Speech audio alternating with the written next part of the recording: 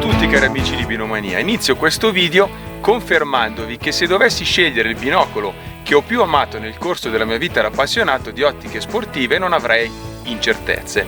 Il suo nome è Dr. Aspectem 40x80. Quindi sedetevi comodi perché oggi vi vorrei raccontare la storia, l'evoluzione e le impressioni dopo 11 anni di utilizzo. Ci vediamo tra poco dopo la breve sigla.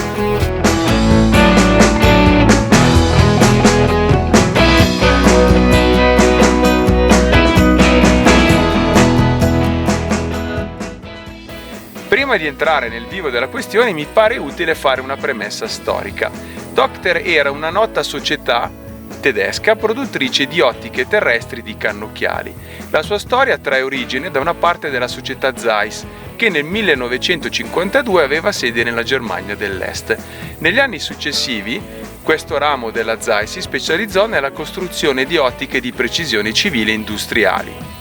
Un anno dopo la caduta del muro di Berlino, la filiale Jenoptik Carl Zeiss Jena, con circa 500 dipendenti, fu acquistata da Bernhard Docter. Sino al 1995 l'azienda continuò nella produzione di ottiche di apparecchiature elettroniche. Successivamente fu costretta a dichiarare bancarotta. Nel 1997 la Analytic Jena, che già collaborava con Docter, carpendo le potenzialità, ritirò il cuore dell'azienda e i suoi 40 dipendenti, che si triplicarono in poco più di un anno. Nel 2015 fu acquistata dalla VF Capital e in quell'anno il nome della società fu cambiato in Noblex. Purtroppo, a causa di un guasto ad alcuni macchinari, i binocoli con prismi di porro della serie Nobilem e anche l'Aspectem uscirono di produzione. In quel periodo era ancora possibile acquistare questo pregiato binocolo per circa 5.000 euro, quasi 1.500 euro in più rispetto alla presentazione della nuova versione che avvenne nel 2010. Dico nuova versione perché in realtà è il diretto discendente del modello Zeiss Assembly di ovvia genesi militare della Prima Guerra Mondiale, che fu presentato successivamente per il mercato civile nel 1920, insieme al modello di 60 mm denominato Star Mobi e del gigante di 100 mm Assenglar. Il Dr. Aspectem UVA 40xD è diventata la giusta evoluzione. Ricordo che un giorno di agosto del 2010 ricevetti una telefonata dal noto restauratore amico Luca Mazzoleni.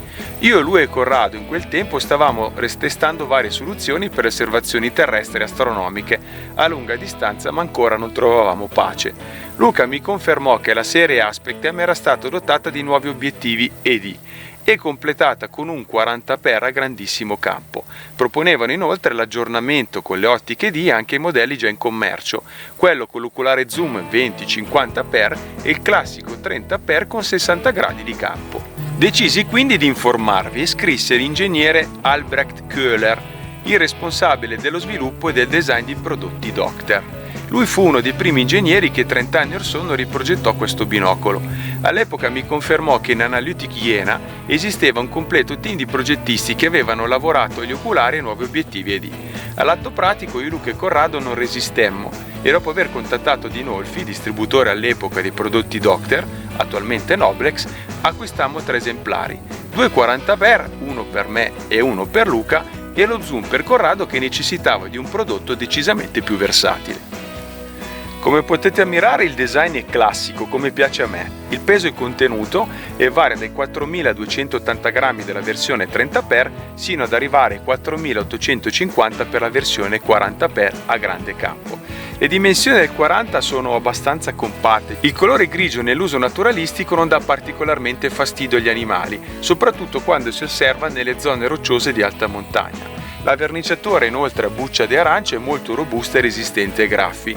Forse avrei preferito una maggiore resistenza in alcune parti prive di tale trattamento, ma attualmente, dopo mesi e mesi di utilizzo molto intenso, non ha ancora subito un graffio. Anche se da quando è stato presentato il nuovo zaino non ne posso più fare a meno, insomma è il classico binocolo progettato per durare una vita. L'Aspectem è dotato di uno scafo di alluminio leggero e resistente agli schizzi e alle gocce d'acqua, alle differenti condizioni climatiche e alla sabbia e alla polvere. All'epoca era anche consigliato e garantito per l'uso professionale nautico. Per motivi di robustezza, resistenza e di impermeabilizzazione è impensabile dotare questo binocolo di oculari intercambiabili, a meno di inserire una lente neutra come nei vari spot and scope d'alta gamma. In tal caso però ritengo che ad alti ingrandimenti la collimazione rimanga sempre poco soddisfacente, così come i giochi meccanici che potrebbero presentarsi nel tempi. La Spectem invece ha una collimazione veramente eccezionale. Ho avuto anche modo di controllare alcuni vecchi esemplari acromatici usati dai cacciatori valtellinesi e seppur all'esterno fossero ormai graffiati, all'interno non c'era presenza di muffa e di umidità. La messa a fuoco, come ovvio su un binocolo del genere, è singola su ogni oculare, rapida, precisa e non si è mai impuntata neppure quando osservato con temperature inferiori agli 0 gradi.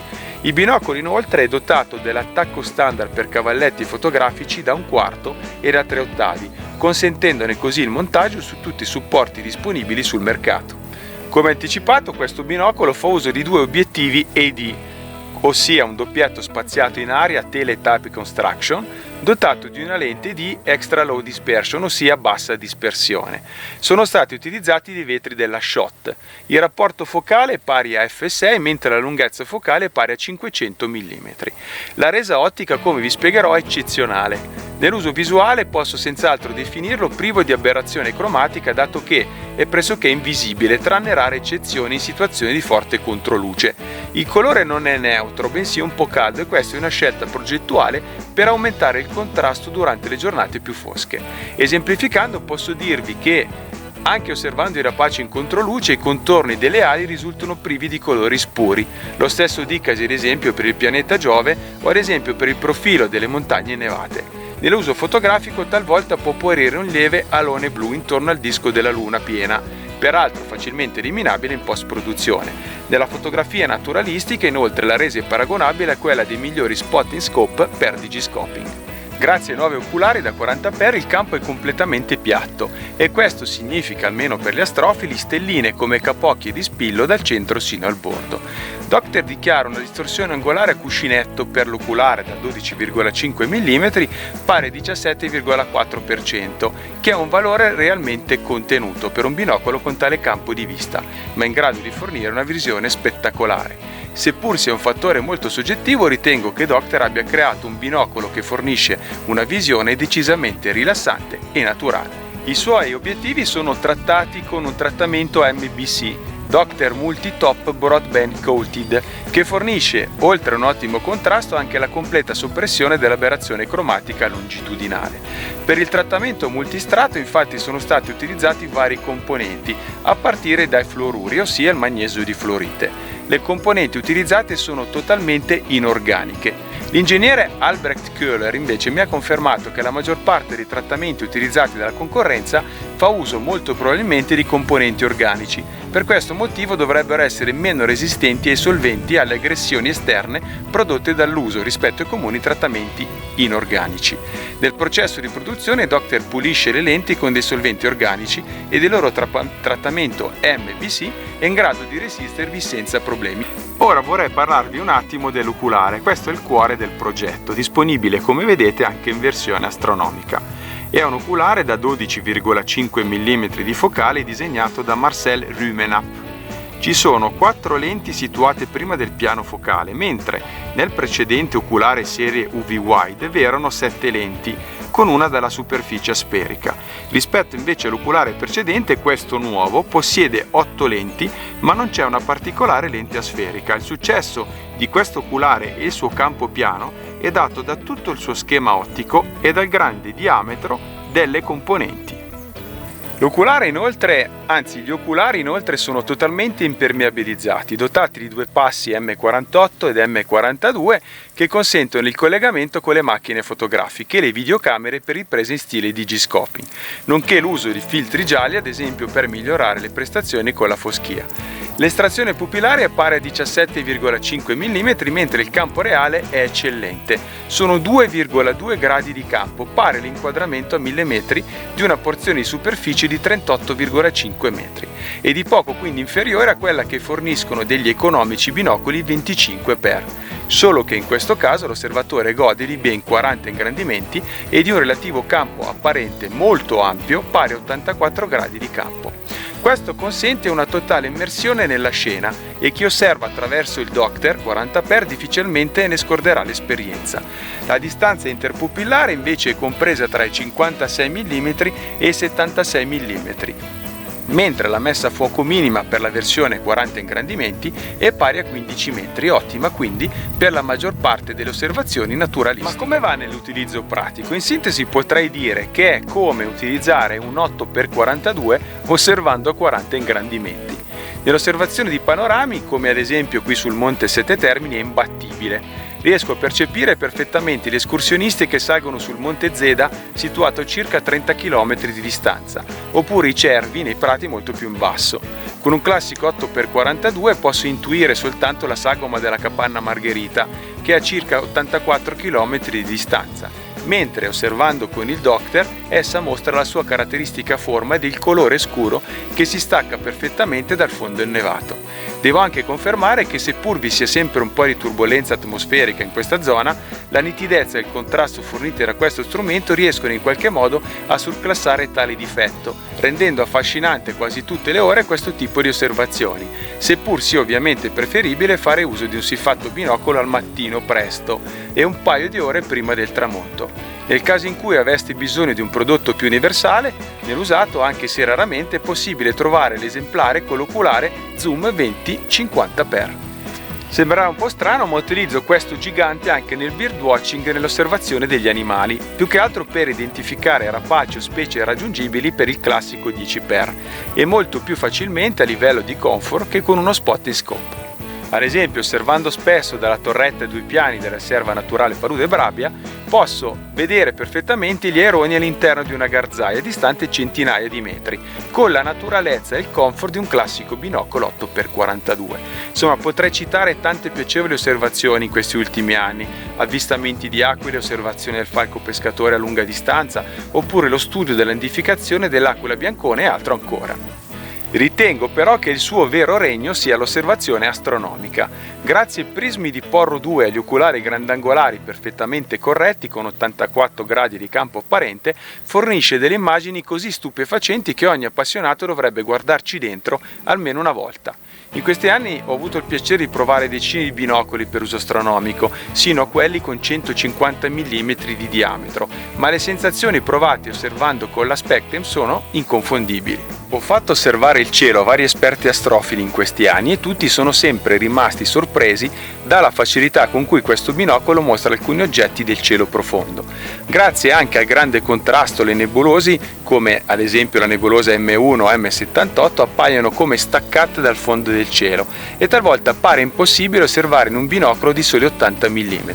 Grazie anche alla grande correzione ottica è possibile fare delle affascinanti osservazioni delle stelle doppie, ovviamente nei limiti di questo ingrandimento. Anche la Luna è molto bella da osservare a 40x, infatti la visione ricorda quella percepibile in un buon rifrattore ED da 100 mm.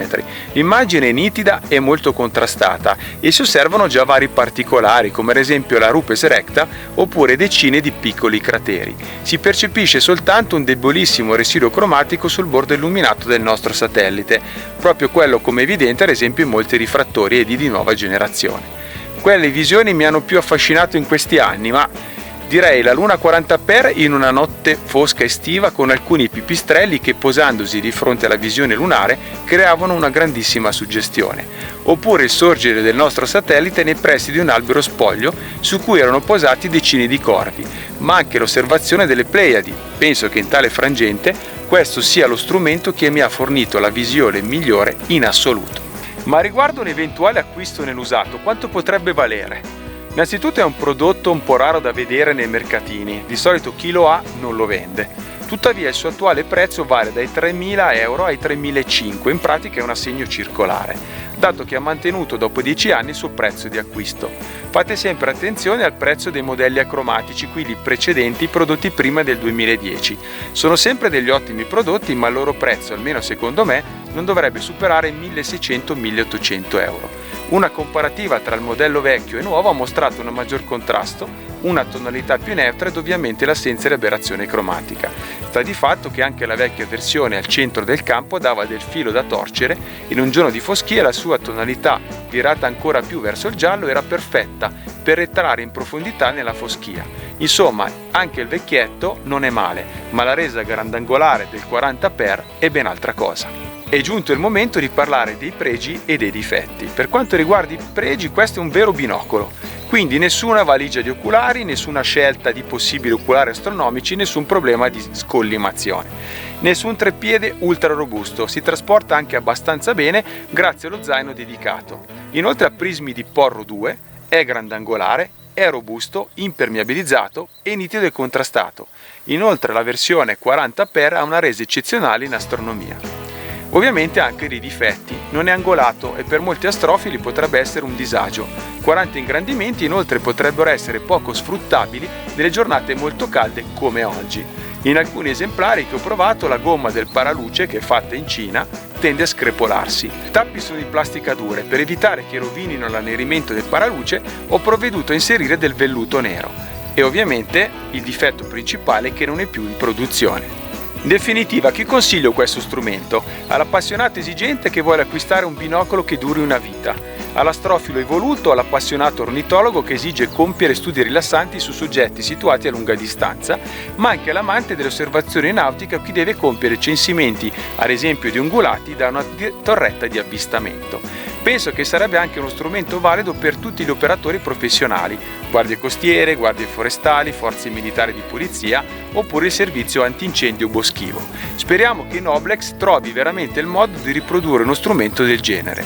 Personalmente, dopo un periodo di acquisti compulsivi, ho venduto e ricomprato questo binocolo, ma alla fine, come vedete, è ancora qui con me. Vi invito inoltre a cercare su Binomania e sul forum di Binomania informazioni riguardo il Docter Aspectem, perché nel corso degli anni ne abbiamo discusso tante volte. Io termino qui questa lunga disamina. Se ancora non lo avete fatto, potete iscrivervi a questo canale cliccando sull'icona di Binomania presente qui in alto a sinistra.